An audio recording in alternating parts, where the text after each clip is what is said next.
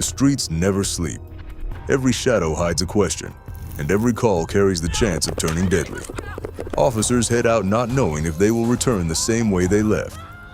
Tonight's stories begin with routine moments that spiral into chaos before anyone can catch their breath. The San Diego police sergeant was struck in the head. He was taken to Scripps Memorial Hospital in La Jolla in serious condition.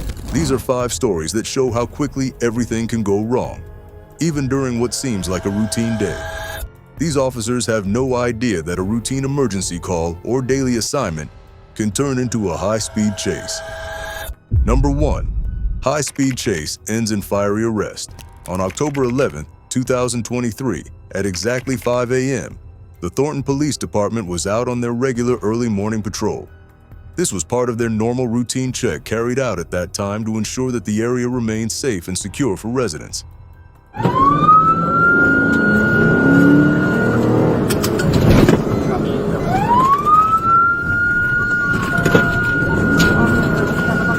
During the course of their checking, officers attempted to make contact with a vehicle that caught their attention because it appeared a bit suspicious and might have even been stolen. As the officers moved closer to the car, almost sensing what was about to happen next, the driver suddenly took off at high speed. While making his getaway, the suspect fired at the officers twice. This brazen act was almost like a direct declaration of war against the Thornton police officers. In response, they immediately began a pursuit, determined to apprehend the man no matter the difficulty. The chase went on for several miles until it continued into Douglas County, where the sheriff's office stepped in and took over the pursuit near County Line Road and Interstate 25. The driver was later identified as 33-year-old Kyle Williamson.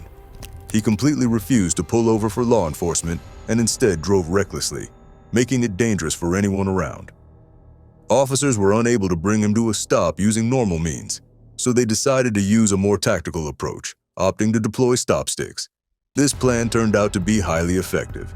As a deputy was positioning the stop sticks on the road, Williamson, still at a dangerously high speed, swerved his vehicle in the deputy's direction while he was setting up the device.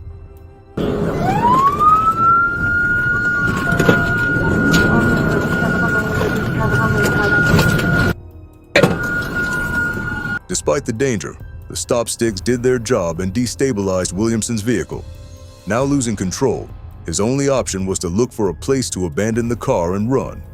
Instead, he intentionally crashed his vehicle into the front of a 7-Eleven store located just east of Wilcox Street.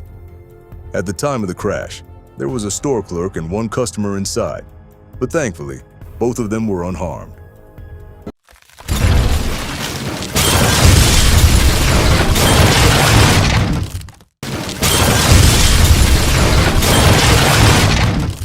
As deputies approached Williamson's car to take him into custody, he pointed a gun directly at them. He ignored repeated commands to put down the weapon. This forced deputies to fire at him, striking him several times. Put your hands out! Put your hands out! Hands out! Hands out!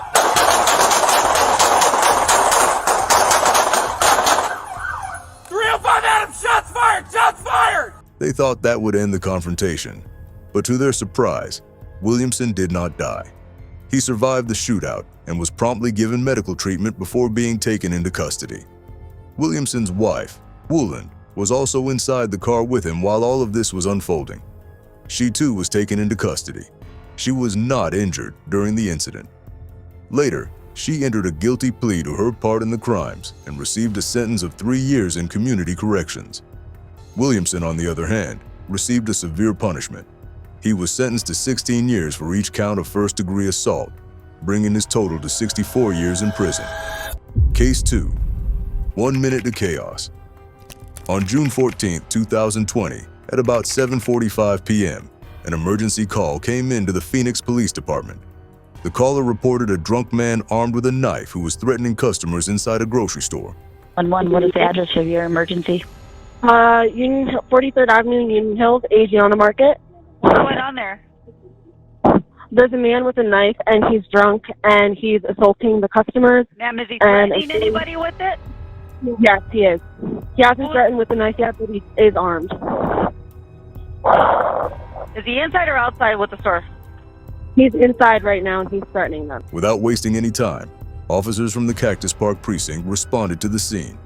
When they arrived, several people in the area pointed toward a 55-year-old man named David Brousseau, identifying him as the person making the threats.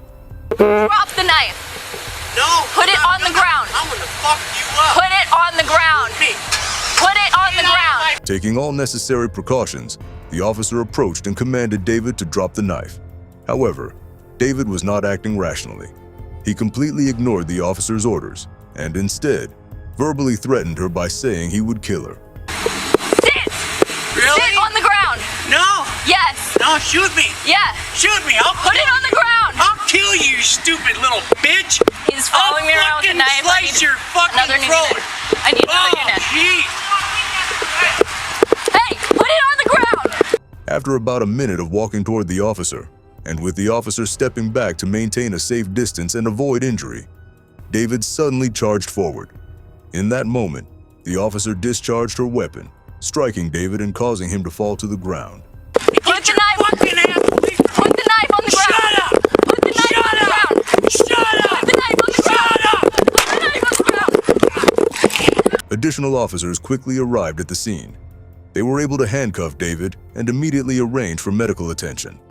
He is expected to survive his injuries and will face charges of aggravated assault for his actions that day. Case number 3. Navy veteran killed in police shootout. On June 1st, 2025, it began as just another ordinary day for the El Paso Police Department until a call came in reporting a family fight that was actively in progress. Because the situation was ongoing, officers were quickly dispatched to the address where the fight was taking place. 6453. Wait a minute, I think here. Upon arrival, officers were directed to the residence. As they walked closer to the house, the offender, identified as 35-year-old Salvador Valdivieso, suddenly emerged with a gun in his hand and pointed it directly at the officers. Gunfire was exchanged almost immediately. Raise your hands! Raise your hands!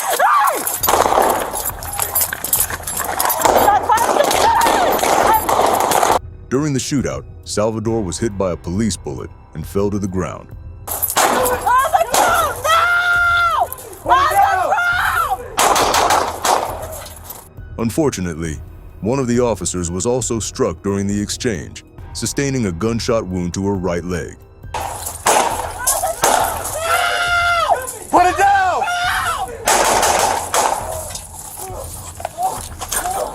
She was rushed to the University Teaching Hospital in El Paso for treatment.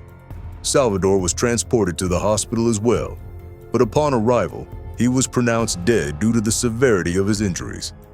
According to his obituary, Salvador was a nurse and had previously served in the U.S. Navy. Number 4. Deadly night in San Diego. On December 7, 2023, at around 10 p.m., the San Diego Police Department received a report about a stolen vehicle. San Diego Police, this is Evelyn. Yeah, you report my car stolen. Okay, what's the address the car was taken from? Palace Glen, Pallus,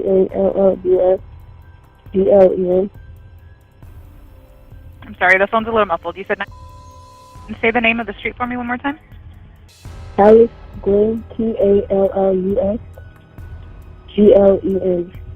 Upon further checking, they discovered that the suspect had a history, including a prior domestic violence incident and an unserved emergency protection order.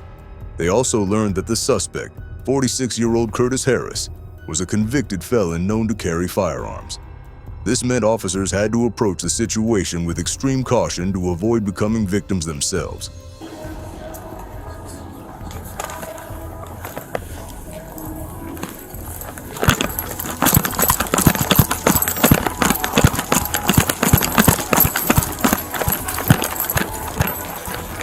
Officers set out to apprehend Harris. They planned to intercept him at a shopping mall on 4S Common Drive in San Diego, believing this was the best opportunity to take him into custody. However, Harris was armed with a handgun and began firing multiple rounds at officers, striking a sergeant in the head. Hey, come here. Come here, hey. We gotta still do something, buddy. We gotta still, hey.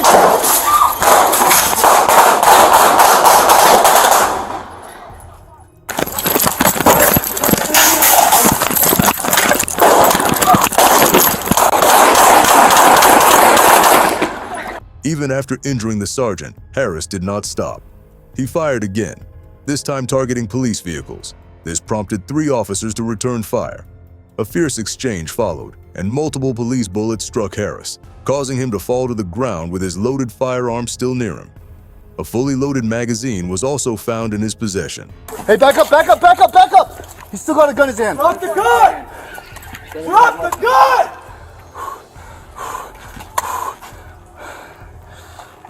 Officers quickly administered medical aid, and Harris was transported to the hospital by paramedics. Sadly for him, he was pronounced dead upon arrival. The injured sergeant was later identified as Sergeant Anthony Elliott. He is currently in stable condition and continuing to receive treatment. Number 5. Murder suspect shot while fleeing. On February 1st, 2023, at approximately 4:40 p.m., an Elk Grove police officer was notified by another law enforcement agency that they were in pursuit of a suspect connected to a Sacramento County homicide that had occurred earlier that same day. Officers learned that the pursuit was heading toward Elk Grove.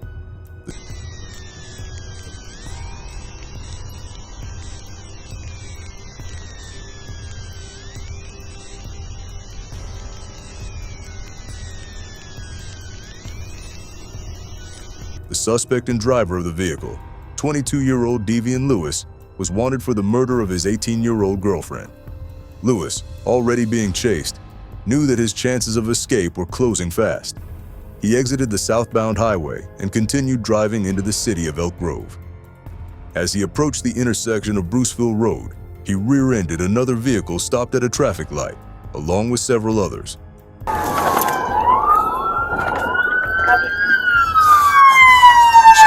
Channel here. Officers moved in quickly and engaged Lewis, who was the sole occupant of the car. As he began to exit the vehicle in an attempt to run away, he was holding what appeared to be a firearm. 3 Elk Grove officers discharged their service weapons, striking him multiple times. Get ready, get ready, get ready!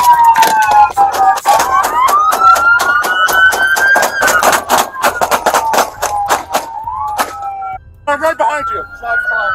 Reload, reload, get down!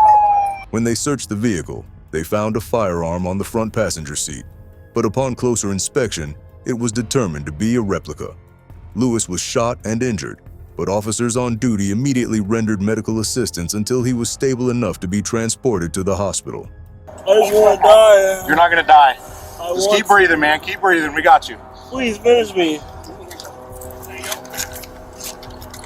Please finish me, please. He remains in stable condition and is being treated for 3 gunshot wounds he received during the exchange. If these events prove anything, it's that police work is unpredictable, dangerous, and unforgiving. Every shift holds the possibility of facing a threat that could change lives forever. The men and women behind the badge walk into situations where the stakes are life and death, often without a second to think. For the victims, the suspects, and the officers involved, these moments leave lasting marks. They are a reminder that in law enforcement, courage is not the absence of fear, but the ability to act in spite of it. Stay alert, stay informed, and remember, the streets never stop moving.